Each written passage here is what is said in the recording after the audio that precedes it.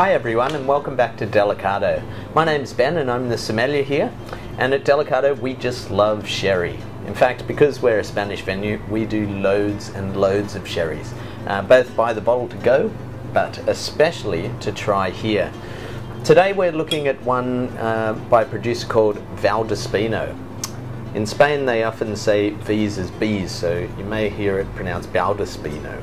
But this is it here.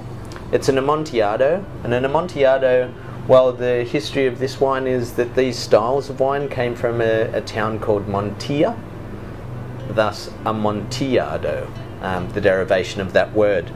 If you have a look at the colour of it, it's quite a lovely mahogany amber colour. Hopefully you can see that as well as I can.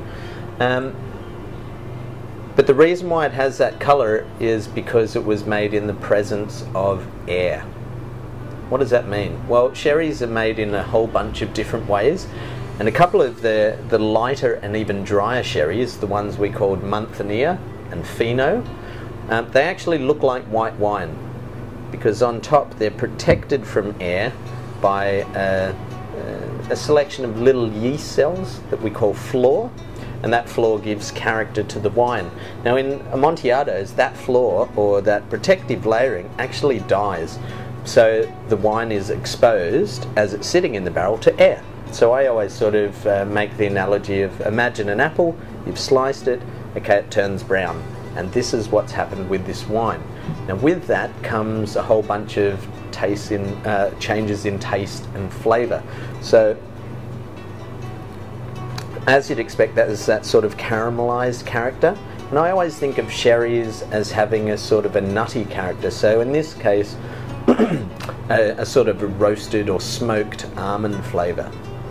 Now sherries being a fortified wine, this one sits at 18%.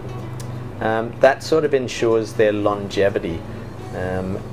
In a lot of traditional sherries they're actually fortified, so we add grape spirit to the wine to boost the alcohol, and that sort of protects the wine and preserves it. And if you think back in the days when people used to sail on ships around the world and they'd be taking their treasure, a lot of that treasure really was barrels of sherry, and they were shipping them everywhere, and that sort of fortification preserved the wines for travel.